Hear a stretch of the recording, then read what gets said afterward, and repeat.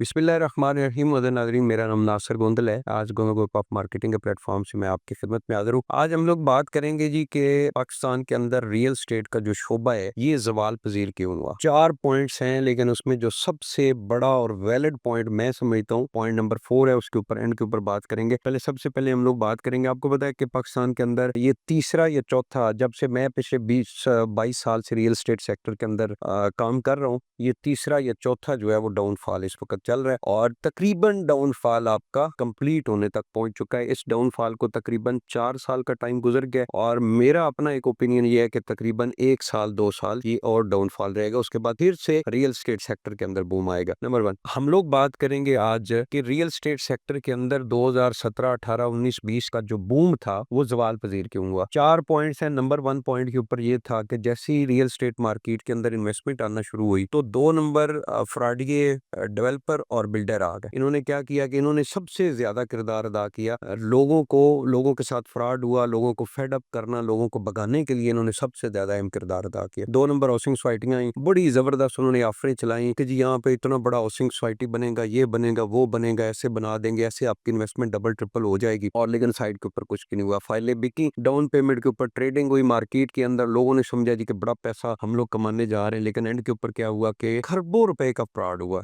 अरबों का भी नहीं, खरबों का भी। मैं समझता हूँ इससे भी ज्यादा फ्रॉड हुआ है लोगों के साथ। रावलपिंडी इस्लामाबाद में बहुत ज्यादा ये फ्रॉड हुआ, क्योंकि रावलपिंडी इस्लामाबाद के अंदर पूरे पाकिस्तान के लोग जो है वो इन्वेस्टमेंट करते हैं। इसी तरह जो बिल्डर थे उन्होंने क्या किया, उन्होंने वो लालच देना शुरू किया लोगों को कि जी आप हमसे एक शॉप ले लें, और अभी तक जो प्लाजा है उसका काम भी नहीं शुरू हुआ, आप एक ले ले, शॉप ले ले, हम आपसे आपको अभी से रेंट देना शुरू हो जाएंगे। ये बेवकूफी की आखिरी स्टेज थी उन क्लाइंट से जिन लोगों ने ये इन्वेस्टमेंट की। तो इसके ऊपर तो मैं सच्ची बात है कि मुझे बहुत ज्यादा अफसोस है जिन लोगों के नुकसान हुआ है, लेकिन जिन लोगों ने इस सूद वाली इन्वेस्टमेंट की थी इसके ऊपर मैं कहीं ना कहीं मैं खुश भी हूँ, ताकि आने वाले टाइम में लोग सूद की तरफ ना जाएं, लोग जो है वो रियल इन्वेस्टमेंट की तरफ जाएं और रियल अपना प्रॉफिट, चाहे थोड़ा सा प्रॉफिट मिले लेकिन ओरिजिनल प्रॉफिट की तरफ जाएं। नंबर 2 पॉइंट के ऊपर है कि इन लोगों ने फ्रॉड किया। अगर मिसाल के तौर पे मुतलका अथॉरिटीज जो हैं उनको फौरन से उसका सदबाब कर लेते कि एक फ्रॉड हुआ है, उसके ऊपर कंट्रोल कर लेते, उसको पकड़ के जेल फेंकते, उससे लोगों को रिकवरी करवाते, तो शायद दूसरा बंदा साथ फ्रॉड ना करता। तो मुतलका अथॉरिटीज जो है उनकी गफलत ये थी कि उन्होंने इसके ऊपर कोई खास एक्शन नहीं लिया। मुतलका अथॉरिटीज वो जो इदारे थे, मिसाल के तौर पे हम लोग आरडीए की मिसाल ले लेते हैं या सीडीए की मिसाल, इनके अंदर बहुत सारी ऐसी फाइलें पड़ी हुई हैं कि जिन डेवलपर्स ने अपनी सारी लीगल फॉर्मेलिटी पूरी करने के बाद एनओसी प्रोसेस के लिए उन्होंने अपनी फाइल जमा करा दी, लेकिन इदारों की तरफ से जो भी मसाइल हैं, चीजें हैं, मुझे तो वल्लाह मैं अब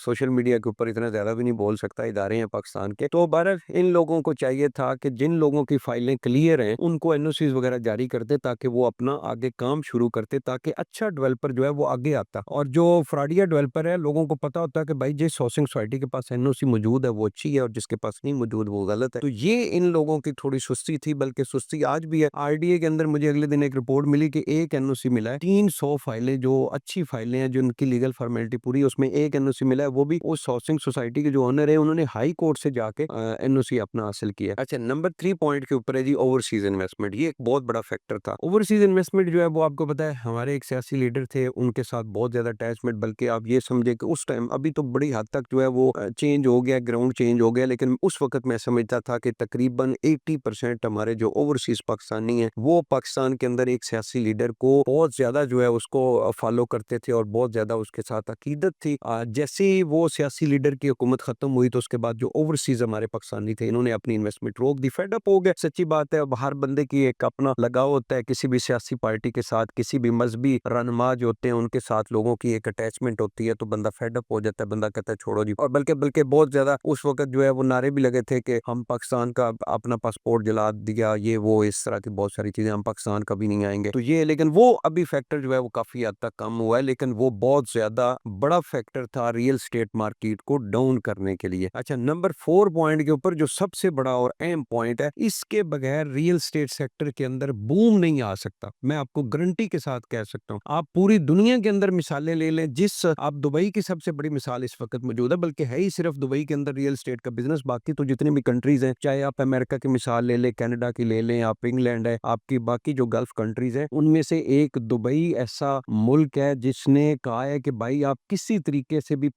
हमारे पास पेमेंट लेके आओ, पैसा लेके आओ, हम आपसे नहीं पूछेंगे पैसा कहाँ से है। तो ब्लैक मनी जो है, ये मैं समझता हूँ कि 70% इसका असर और रसूख है रियल एस्टेट मार्केट के बूम के साथ और उसके डाउनफॉल के साथ। तो पाकिस्तान के अंदर उस वक्त जब ये बूम शुरू हुआ था, अमनेस्टीज वगैरह आई थी, और दूसरा ये उससे पहले सिस्टम ऐसा था कि आपसे पूछ नहीं होती थी कि आपने प्रॉपर्टी जो अपने नाम पे ट्रांसफर कराई है, वो अगर कैश की सूरत में भी पेमेंट की है तो आपसे नहीं पूछा रहे। लेकिन उसके बाद गवर्नमेंट की तरफ से कुछ ऐसे इकदाम किए गए कि वो ब्लैक मनी जो है उन लोगों को बाउंड किया गया। मिसाल के तौर पे एक ओपन फाइल सिस्टम होता है रियल एस्टेट सेक्टर के अंदर, तमाम हाउसिंग सोसाइटियां जो है वो ओपन फाइल सिस्टम को उन्होंने इंट्रोड्यूस किया हुआ था। ओपन फाइल सिस्टम ये होता है कि मिसाल के तौर पे मेरे नाम पे एक प्लॉट है और XYZ को बंदा अगर उसको परचेज करना चाह रहा है, तो वो मेरे सोसाइटी के अंदर मैं जाके बयान दे दूंगा, अपना फॉर्मेलिटी पूरी कर दूंगा, लीगल फॉर्मेलिटी जो सोसाइटी की तरफ से ओनर की होगी, लेकिन वो फाइल ओपन होगी मेरे नाम से, वो फाइल सोसाइटी के पास चली गई है, आगे किसी बंदे के नाम पे वो प्रॉपर उसके नाम ट्रांसफर नहीं हुई। वो एक ओपन फाइल सिस्टम होता है। वही फाइल मार्केट में ट्रेड करती रहती है, एक्स ने लेके वाई को दे दी, वाई ने लेके जेड को दे दी, और ओपन फाइल मार्केट में ट्रेड हो रही है, पेमेंट कैश की सूरत में आ रही है। गवर्नमेंट के खाते में कोई रिकॉर्ड उसका नहीं है। गवर्नमेंट खाते के अंदर मतलब 20 जगह पे वो फाइल अगर ट्रेड होके मेरे नाम से और किसी एक पर्सन के नाम पे ट्रांसफर हुई, तो गवर्नमेंट के खाते में मेरा और उस डायरेक्ट पर्सन का जो है वो शो होगा कि इस बंदे ने प्रॉपर्टी सेल की और इस बंदे ने परचेज की है। तो ये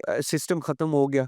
जो गवर्नमेंट के इदारे थे उन्होंने हाउसिंग सोसाइटीज को बाउंड किया कि भाई आप कोई फाइल भी ओपन नहीं कर सकते, इस नाम से डायरेक्ट दूसरे नाम पे ट्रांसफर करनी है। कैश का सिस्टम खत्म हो गया। आपके लिए मस्ट है कि आपने कोई प्रॉपर्टी खरीदी है तो आपने पे ऑर्डर की सूरत में पेमेंट करनी है। अगर आप कैश की सूरत में पेमेंट करेंगे तो FBR आपसे पूछेगा कि भाई ये 1 करोड़ रुपए की जो प्रॉपर्टी आपने परचेज की है, इसकी पेमेंट आपने कैसे दी है। कैश का तस्वर खत्म हो गया। तो ये यहाँ से जो है वो आपकी ब्लैक मनी लोगों ने यहाँ से उठा के, दुबई एक अच्छा ऑप्शन था लोगों के लिए। वहां पे कोई पूछ पकड़ नहीं है कि भाई आपकी पेमेंट कहाँ से आई, आप ब्लैक मनी है, व्हाइट मनी है, कोई लोगों से पूछा नहीं जाता। तो लोगों ने वहां पे इन्वेस्टमेंट करना शुरू कर दी। आज आज दुबई के अंदर, आज मैं दावे के साथ कहता हूँ, दुबई के अंदर आज अगर ये सिस्टम शुरू हो जाए कि जो बंदा दुबई के अंदर पेमेंट लेके आ रहा है और दुबई की गवर्नमेंट उस मुल्क को लेटर लिखे कि भाई ये फलां बंदा हमारे पास 1 अरब रुपए की पेमेंट या 50 करोड़ रुपए की पेमेंट लेके आया, तो क्या आप इसको क्लियर करते हैं? मैं समझता हूँ 5 दिन के अंदर दुबई की रियल एस्टेट मार्केट जो है वो खत्म हो जाएगी। तो ब्लैक मनी आप ये समझे कि 70% फैक्टर है रियल एस्टेट के डाउनफॉल और इसके बूम का। तो ये 4 एलिमेंट थे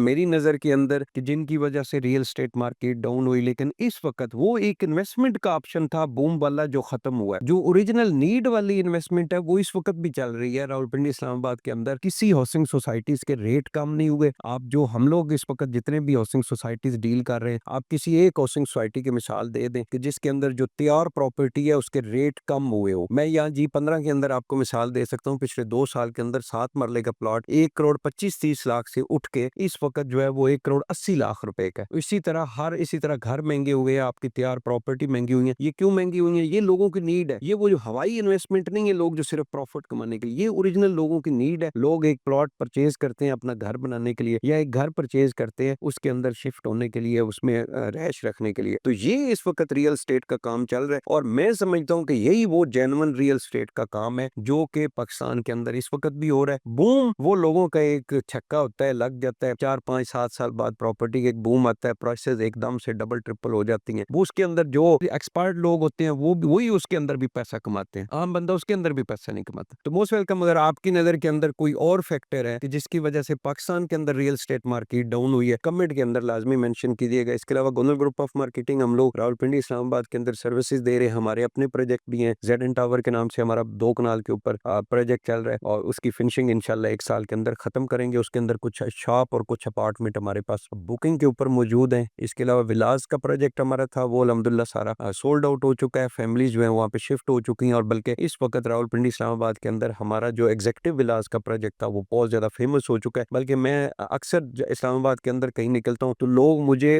उन एग्जीक्यूटिव विलास की वजह से मुझे पहचानते हैं कि नासिर भाई वो जी आपका प्रोजेक्ट हमने देखा था, आपके विलास हमने देखे थे सोशल मीडिया पेजेस के ऊपर। इसके अलावा गोनल ग्रुप ऑफ मार्केटिंग द सुल्तान के नाम से एक बिजनेस आइडिया लेके आया था जिसके ऊपर लोगों ने बहुत ट्रस्ट किया था। द सुल्तान के नाम से होटल की हम लोग चेन बना बना रहे, जिसके अंदर पहली जो लोकेशन है वो मुमताज सिटी के अंदर, और उसका ग्रे स्ट्रक्चर कंप्लीट हो चुका है, उसकी फिनिशिंग जारी है। 1 साल के अंदर इंशाल्लाह उसके अंदर बिजनेस प्रॉपर शुरू हो जाएगा। और इसके अलावा दूसरी लोकेशन द सुल्तान बैरिया के अंदर इंशाल्लाह उसका भी एनओसी फाइनल हो गया है, उसकी भी कंस्ट्रक्शन शुरू करेंगे। और सबसे बड़ा हमारा जो प्रोजेक्ट है गिलियाद के अंदर 5 कनाल के ऊपर 4 स्टार होटल हम लोग बनाने जा रहे हैं, और बड़ा जबरदस्त लोगों ने वहाँ पे रिस्पांस दिया है। लोगों ने हमसे अपार्टमेंट चीजें जो है वो परचेज की हैं, मैं उनका शुक्रिया भी अदा करता हूँ। इसके अलावा जो थोड़ी बहुत हर प्रोजेक्ट के अंदर हमारे पास 2-4 चीजें अवेलेबल है, अगर आप इन्वेस्टमेंट करना चाह रहे हैं तो गोनो ग्रुप ऑफ मार्केटिंग की टीम के साथ आप रब्ता करें, जिम्मेदारी के साथ आपको सर्विसेज देंगे। बहुत बहुत शुक्रिया।